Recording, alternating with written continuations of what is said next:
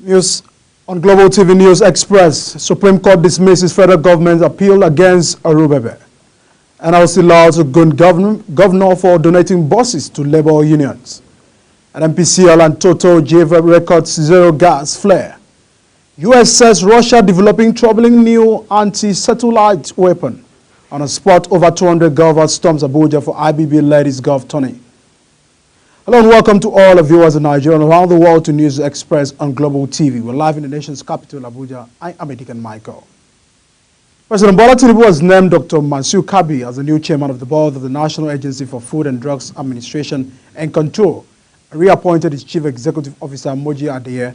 He also appointed a new director general for the Nigeria Center for Disease Control, Dr. Olajide Idris, who replaces Ifedayo Adetifa. Idris assumes office on February 19, 2024. Tinubu Special Advisor on Media and Publicity, Ajuri Ngalale, announced that the appointment in a statement titled President Tinubu approved leadership changes in health and social welfare sector.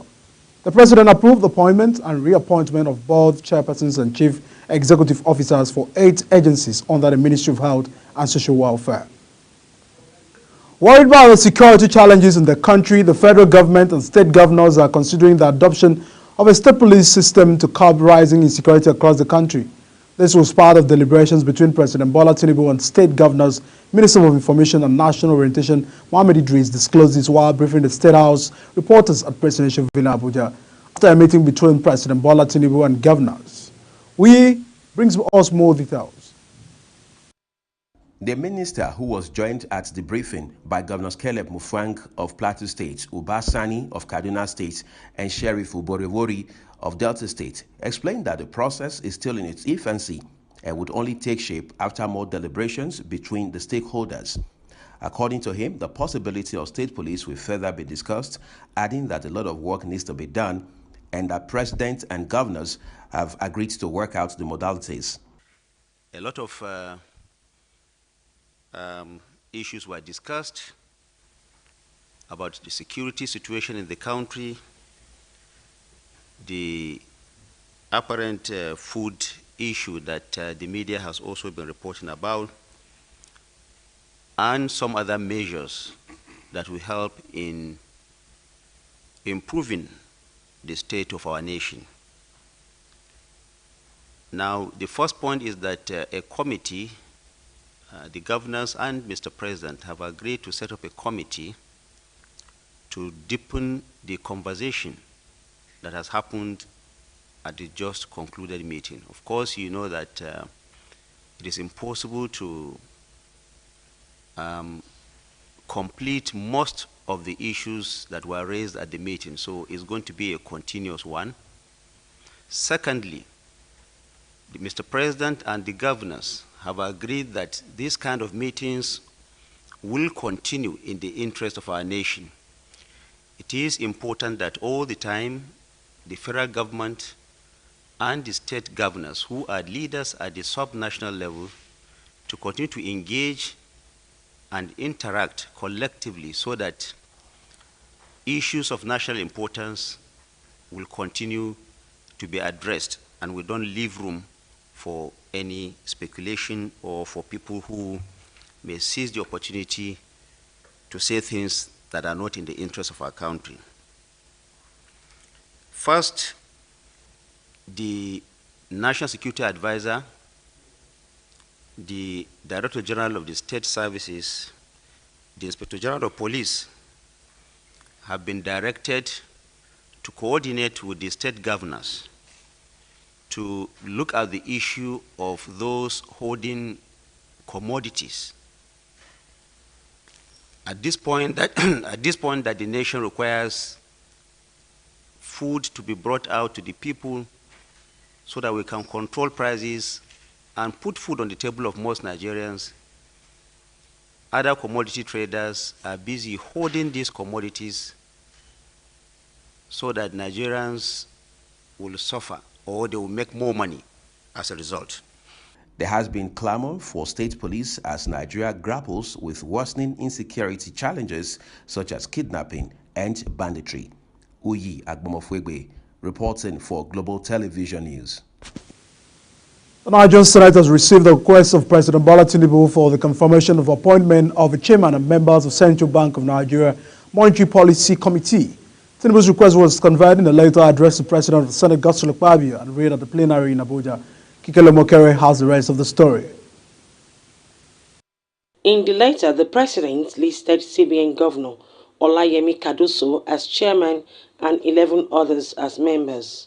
According to the letter, the members include CBN Deputy Governors Muhammadu Abdullahi, Bala Bello, Usoro, and Philip Ikeazu, as well as Muritala Sabo, who is also a director in Apex Bank. Others are the Director General, Security and Exchange Commission, Lamido Yuguda, Permanent Secretary, Ministry of Finance, Jafia Shehu, Alois Uche, Agu Pauline, Mustafa Akinwumi, and Bamidele Amon. Constitution of the Monetary Policy Committee for the Central Bank of Nigeria. In accordance with the provisions of Section 12 of the Central Bank of Nigeria CBN Act 2007, I am pleased to present for confirmation by the Senate the appointments of the underlisted 12 persons as chairman and members of Monetary Policy Committee of the Central Bank of Nigeria. To accept, distinguished Senate President, the assurances of my highest regards. Yours sincerely, Bola Ahmed Tinubu, President, Commander-in-Chief of the Armed Forces of the Federal Republic of Nigeria. President of the Senate thereafter referred to the request to Committee on Finance, Banking, Insurance and other financial institutions for further legislative inputs and report back to the plenary in 1 week. Kikelomo Okeri, Global Television News. The federal government has rolled out the importation of food as part of strategies to address the high cost of foodstuff and the economic hardship troubling the country. It has also set up a committee comprising the National Security Advisor, the Director General of the Department of State Services, and the Inspector General of Police to clamp down on traders holding grains. This formed part of resolution reached at the emergency meeting between President Bola Tinubu, Vice President Kashim Shettima, and the state governors at Aso Rock Villa, Abuja, as assessing the government action to tackle the hardship of the country. The All Farmers Association of Nigeria and the organized private supported the decision of the president and the governors not to adopt importation as a solution to the biting food crisis facing the nation. The Supreme Court on Friday dismissed the federal government appeal to overturn the Court of Appeals decision which cleared former Minister of Niger Delta Affairs, Godswill Akpabio, of false asset declaration. In 2015, Akpabio was arraigned without disclosing his properties in the asset declaration form submitted to the Code of Conduct Bureau during his tenure as minister from 2007 to 2011. The offense was said to be contrary to Section 15 of Code of Conduct Bureau and Tribunal Act Cap 15 Laws of the Federation of Nigeria 2024 and punishable under Section 23(2) of the same Act. The 60 members of the House of Representatives pushing a bill to return the country from the presidential to parliamentary form of government visit Kano elder statesman and business mogul Aminu Dantata to seek his support for the proposition. The lawmakers led by the minority leader of the House of Representatives, Kingsley Chinda, had stated when they presented the bill at plenary that they targeted 2031 letters for Nigeria to jettison the presidential form of government and return to the parliamentary system. The lawmakers argued that Nigeria should return to the parliamentary form of government because it is cheaper than the presidential form. Meeting with Dantata, a former member of the parliament during the First Republic in Kano, the Chinda-led group said they remain committed and sincere to the push for the parliamentary government. The Minister of Housing and Urban Development, Musa Dangiwa, described the increase rise in the cost of cement and other building materials in the country, describing it as unacceptable. This sentiment was shared during a visit to his office in Abuja by a delegation comprising members from the Federal Mortgage Bank of Nigeria, Nigerian Labour Congress, Trade Union Congress, and the Nigeria Employers Consultative Association. According to the statement on the ministry's website, the Ngewa questioned the consistent and disappropriation rates in the price of cement, particularly given the cement producers in the country primarily obtain all their raw materials locally. The Nigerian Senate has announced members of the Constitutional Amendment Committee to be chaired by Deputy Senate President Jibril Baru, with the Senate leader Bamidele Opayemi as the vice chairman. Making the announcement, the President of the Senate, Godswill Akpabio, says the 1999 Constitution needs a major review. Anthony Mamodu has the details. Senator Akpabio charged the DSP to invite speakers of the state houses of assembly for interaction before the beginning of the review of the Constitution. The Constitution Amendment Committee is made up of 43 senators, 37 from each state of the Federation, including the FCT, and another 6 representing the geopolitical zones of the country. Lawmakers representing the zones include Senator Adamu Alero, Northwest, Senator Orji Kalu, Southeast, Senator Fadil Hussein Francis, Southwest, Senator Bomai Mohammed, Northeast, Senator Barinad Mpigi, South-South, and Senator Umar Sadiq Suleiman. The committee will be inaugurated on Tuesday so that they can start functioning immediately. So all the motions and resolutions pertaining to constitutional amendment that have been brought to the Senate since last year will now be channeled straight to that committee. If you have your ideas, I have my ideas, you bring forward so that we can do a good job. And then Deputy Senate President,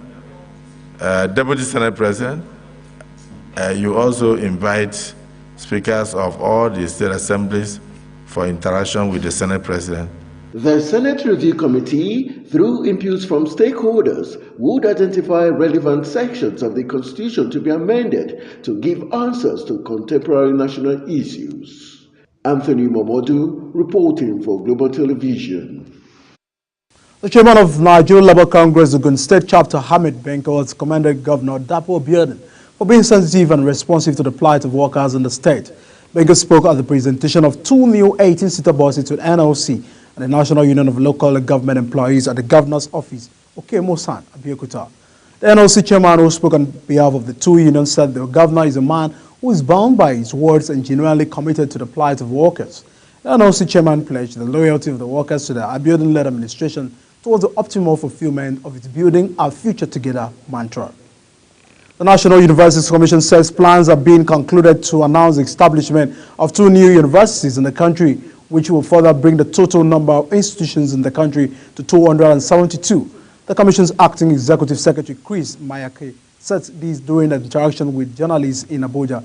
Mayake said the NUC will continue to approve new universities to cater for the admissions gap in the country. He noted that while about 2 million candidates seek admission into universities every year, the total available quota for admission range between 500,000 and 700,000. The Oyo State government has shut down 6 health facilities across the state over quackery.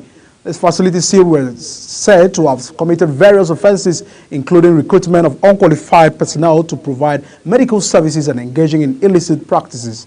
Speaking during an inspection and monitoring sites held within Ibadan Metropolis, the State Anti-Quackery Task Force Committee Chairman Dr. Adekunle Aremu said the team carried out the operations as part of the government effort towards protecting the health and well-being of residents.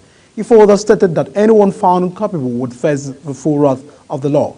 He urged the public to report any suspicious or illegal activity in any health facility to the Ministry of Health or the nearest security agency. The Nigerian Meteorological Agency NIMET says there will be haziness and thunderstorms across the country from Thursday to Saturday. It declared in its weather outlook issued in Abuja that there will be moderate dust haze on Thursday and visibility of between 2 kilometers and 5 kilometers. It anticipated localized visibility of less than 1 kilometer over the northern part all through the projected 3-day period. NIMET stated also that there will be a slight dust haze over the north-central region with patches of cloud over part of Kogi, Benue, and Kwara, predicting a cloudy atmosphere with spells of sunshine over the inland state. The House of Representatives asked the Inspector General of Police, Kayode Abiekutu, to adopt community policing as outlined in the Section 15 of the Nigeria Police Act 2020. The call followed the adoption of a motion on the matter of urgent public importance by Asama Ago, a member of the Labour Party from Plateau State. Ago noted that the House had passed several resolutions in the past with little or no improvement in the security situation in Plateau State. Ruling on the motion, Speaker Tajuddin Abbas mandated the House Committee on Police Affairs and Legislative Compliance to engage with the IG to ensure compliance and report back to the House within 4 weeks. President Defense and Police Officers' Wife Association, Musa, says the military will ensure that internally displaced persons is reunited back to their ancestral homes. Agos, the wife of the Chief of Defense Staff, gave the assurance during the presentation of palliatives to the IDPs in Durumi, Abuja. She says it is the initiative of the military in reaching out to the populace as well as honoring the internally displaced persons. Kike Lomo Kere has the details.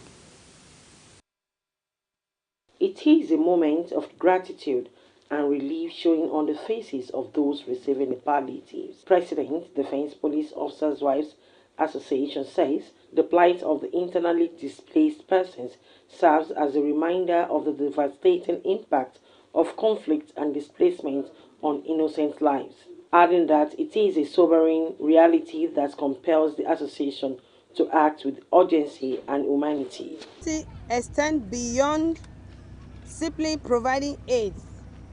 It's about restoring dignity, offering solace, and nourishing hope amidst despair. Our mission is rooted in our commitment to serve all citizens, particularly those most vulnerable.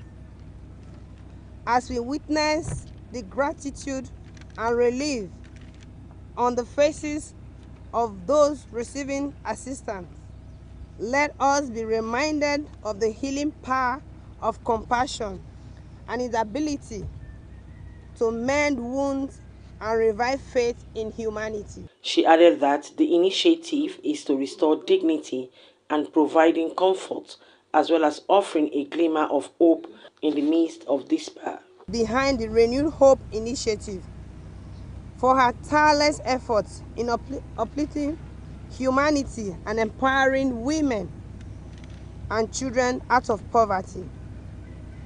Let us hold on to hope, trusting that our armed forces will spare no effort in reuniting you with your families and communities. The chairman of the camp, Ibrahim Amadou, appreciates the military and the Chief of Defense Staff for the benevolence, saying the provision of food items will go a long way to alleviate their plight.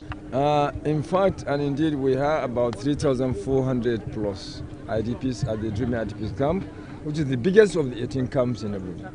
Well, even before coming today, we know they are trying because we know how they have been impacting on the war against the terrorists. So today's event, like previous one 2 years ago by General Lucky Rabo and Mami Victoria, we are happy that today we are remembered too by the Defense Department, Defense Ministry. So in addition to sacrificing their lives to defend us, they also spared time to reach out to us who are victims of the insurgency, to our children, our wives, and other people. So we are happy receiving them today. The camp, which had about 3,400 IDPs from 8 states, was presented with the items comprising bag of rice, grains, carton of Indomie, among others. The POA president reiterated the commitment of the association to strengthen the welfare of the families of the internally displaced persons. Kike Lomo Okeri, Global Television News.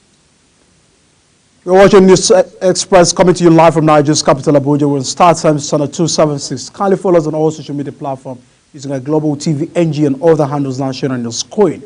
On News Express returns, OPS rejects food import. Blacks clamp down on herders. The news continues shortly with details of these and more stories right after this break. To stay with us.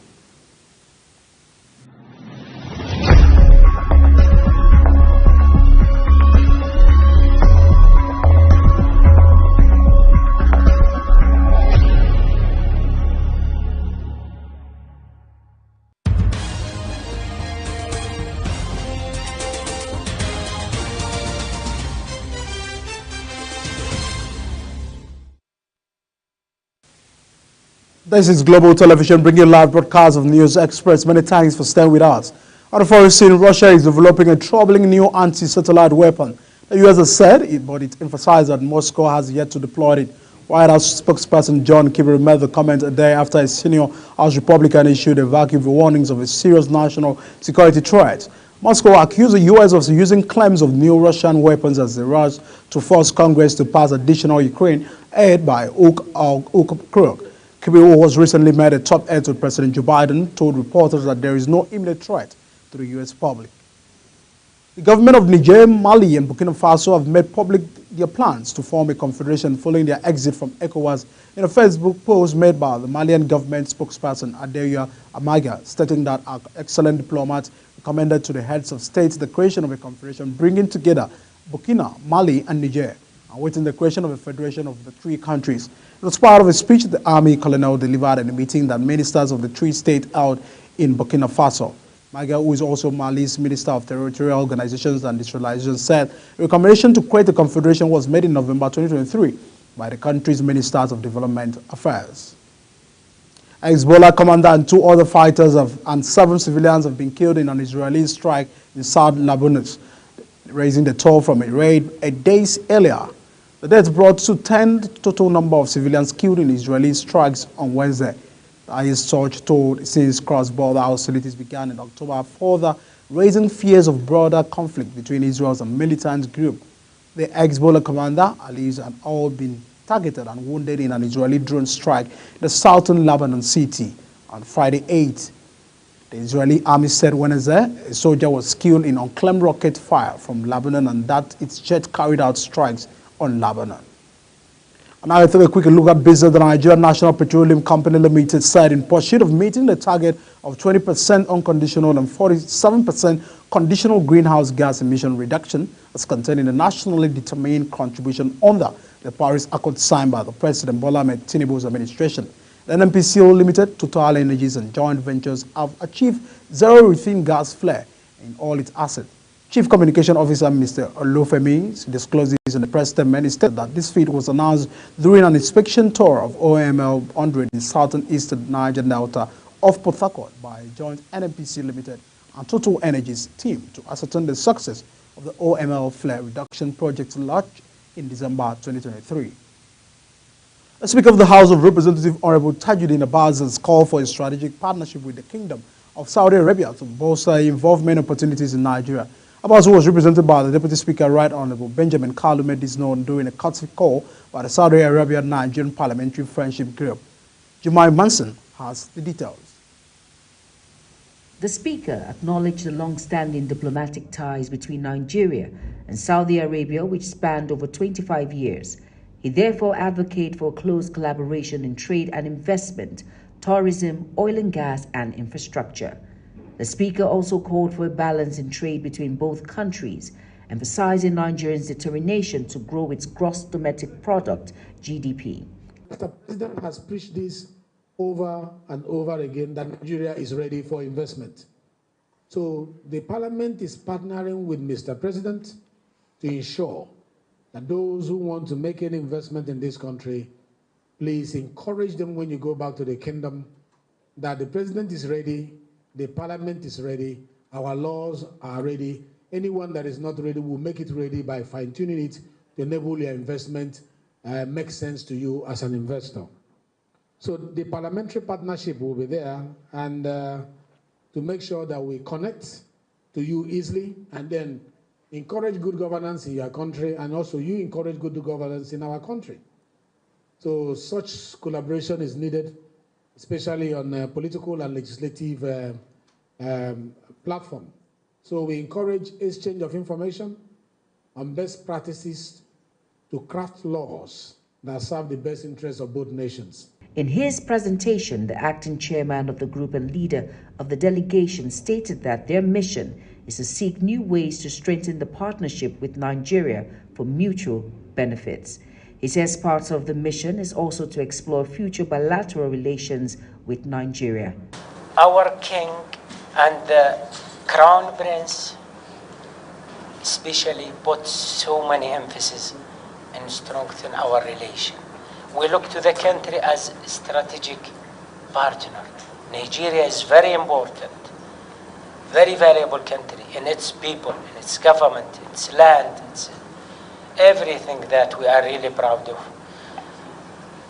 Therefore, we are looking to see this country in more prosperity, in more economic prosperity. We also look for this society to live in security and peace. And this is really very important. What we have see to the growth that expected this year to your country, it's within the level of the worldwide, it's okay. Also, we would like to take part of our relation toward strengthen the economic relation as well as trade, as well as political. But this is in the hand of government. Jumai Manson, Global Television News. Just crude oil production marginally dropped to 1.42 million barrels a day in January 2024, according to the Organization of Petroleum Exporting Countries. OPEC's monthly oil report for February 2024 release showed that the country's oil output dipped by 3,000 or 0.2% from 1.422 it produced in December, according to secondary sources. The federal government projected 1.78 million barrels per day in 2024 budget. However, the nation's oil production rose from 1.33 to 1.42 based on data obtained through direct communication. On a sport, the city of Abuja is set to witness over 200 women golfers as the 25th IBB Ladies Open Golf Championship of IBB International Golf and Country Club Abuja. In a press conference before the tee-off, the lady captain Falashida said that over 200 women golfers were coming from all over the globe, showcasing talent, dedication and passion for the great game of golf. The players are mostly from Nigeria, Uganda, Korea and Ghana. She further added that the competition is a celebration of women in sports. The Women Affairs Minister, Uju Kennedy, who officially teed off the tournament, said she will be available anytime to promote women's program. Chairman of Nigerian National League, George Alio, has appealed to corporate bodies and individuals to embrace the league because of its unique nature in the country's football development. Alio, who spoke to journalists in Abuja, said the league remains the most important football platform in the country that takes team from both the Nigeria Premier League and Nigeria Nationwide League. Alio also took time to outline the achievement recorded in the first stanza of the league, said they will intensify effort to make the league comparable to what is attained in other leagues worldwide. The veteran journalist turned football administrator stated that they had 0% tolerance for organisms and the ones they have noticed were dealt with immediately, further stating that referees in demand were taken care of promptly. The teams are doing well because they have a very conducive environment to play the match. As we end the Global News Express, let's take a look at top stories. Supreme Court has dismissed federal government appeal against Zerubbabel and also allowed Ogun governor for donating buses to labor unions. NNPCL and Total has recorded zero gas flare. Russia developing troubling new anti-satellite weapon, on the spot over 200 golfers storm Abuja for IBB Ladies Golf Tourney. And that is the News Express, and it comes to you live from Nigeria's capital, Abuja, on Star Times, channel 276. Kindly follow us across social media platform using at Global TV NG and other handles now shown on your screen. I am Edikan Michael, and thanks for watching. See you again.